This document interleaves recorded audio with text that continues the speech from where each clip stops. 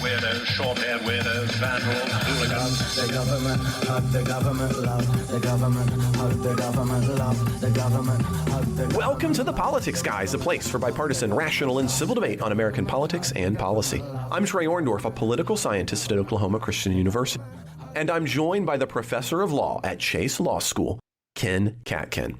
Ken, welcome to our midweek Constitution show. It's great to be back. So we have now for over a year been going through the U.S. Constitution as a result of listeners' questions to us. They really wanted us to read and dissect the Constitution. And so, Ken, you and I stepped up to the plate because that's what heroes do. And we have been going through, and this has been a lot of fun. And so, again, if you are joining us, if you are a new supporter or you're just listening to the show for the first time, keep in mind this has been a multi-part episode, and you can actually go back. So if you're a supporter, you can head back and take a listen to everything we've been doing, because we've even already been on our current area, which is the First Amendment to the Constitution, for a couple of weeks now, and we're going to finishing up today the First Amendment. And one of the things we talked about when we were kind of setting up the Bill of Rights, or the first set of the amendments, the first 10 amendments to the U.S. Constitution, was that there's a little bit of a misnomer, I think, kind of in the popular imagination. You think of, okay, well, each amendment kind of has one thing attached to it. And I hope, if we haven't done anything else, is that we've kind of blown away the idea, right? So the First Amendment has more than just speech. And of course, there's a lot of natures to speech. And so we're going to be finishing here with the last portion of the First Amendment. And so today we're finishing that up with assembly and petition. And these things are very closely related to speech. So you are generally in a public place to make some kind of commentary. But even if we decide to not focus on the words, what assembly and petition generally have legally focused on is your right to have access to that public space. And importantly, what even qualifies as a public space. There's a bunch of protest cases dealing with that issue. So kind of in your basic introductory classes to political science, this is often framed as kind of the order versus liberty issue. But even constitutionally speaking, there's a bit of a deeper portion to this question. So the preamble of the Constitution argues that one of the six basic purposes of government, as we already talked about a long time ago in the podcast, is domestic tranquility. Now, in response to that, though, the First Amendment says, quote, Congress shall make no law respecting establishment of religion or prohibiting exercise thereof, or abridging the freedom of speech or of the press, and then importantly for today's episode, or the right of the people to peaceably to assemble and to petition the government for a redress of grievances, end quote.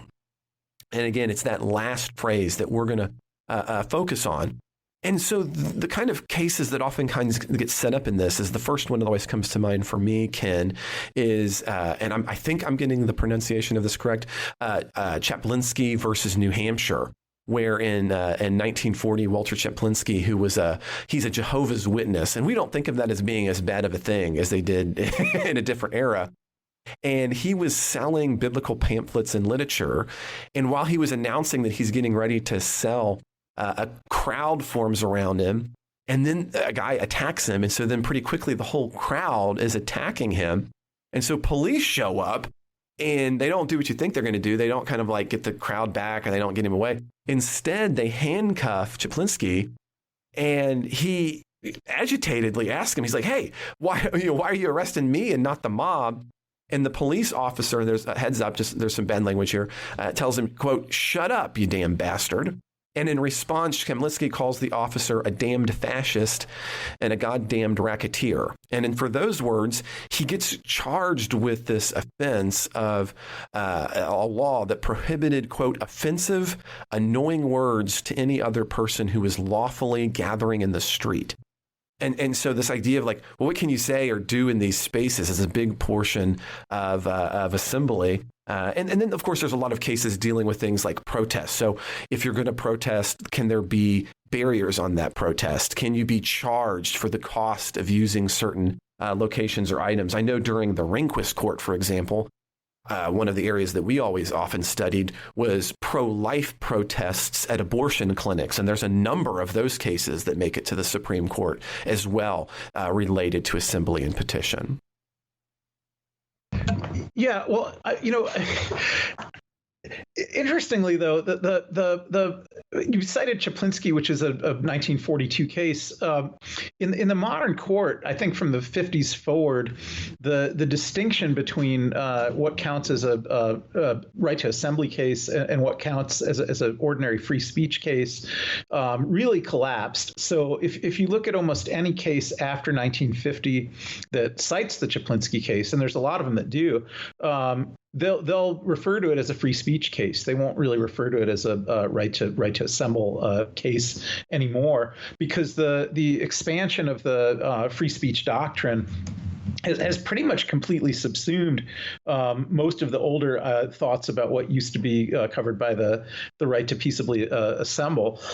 So, a lot of these public forum cases and things like that you talked about, the court will say First Amendment. And of course, First Amendment includes both freedom of speech and right to peaceably assemble. But the court, has really kind of dropped that distinction. So, so even those kind of those 90s cases, I'm thinking of like, Madison versus Women's Health. And they're going to be free speech cases. Okay. They're not really good. They're not going to separately rely on any right to peaceably assemble.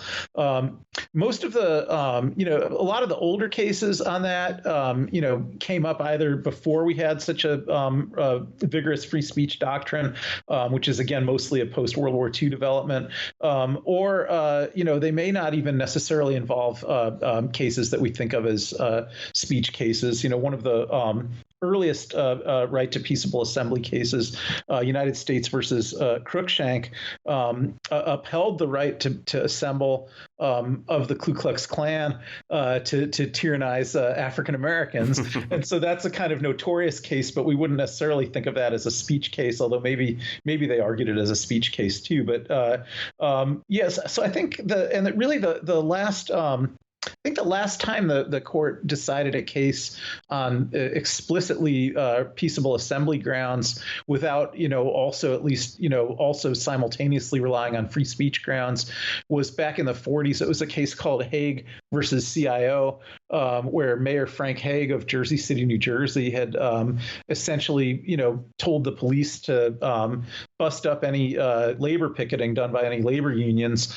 And the labor unions, the CIO was able to win that case on grounds of peaceable assembly. But I think even that today would probably also be seen as a free speech case. So I guess to the extent, I'm sorry. Hold on.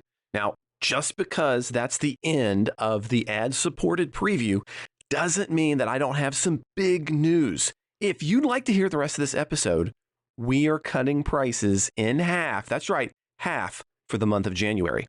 Normally, if you wanted to get the rest of this episode, that would mean at least $5 a month or more. But for January, and for January only, $250. That is half the price. Will get you not just the full week episode that you were listening to, but it includes everything. That's our Discord group and everything else. It's exciting. And so we want you to join in on the fun for half off. So again, normally $5 to get access to the rest of this episode. January, you do it in January, it is $250. Not just for January though, but for the entire year. That's right, for the entire year, for the entire presidential election, you're going to get Politics Guys analytics from us for $250 a month. So sign up in January and that will get you $250 locked in for the entirety of the year. So I hope you're part of that. And if you want to be more, don't forget you can do that by heading to politicsguys.com and taking a look at the level support, or head to patreon.com/politicsguys and you'll find right there all the different levels of support. And remember, whichever level you're looking at, that is half off. That's right, half off.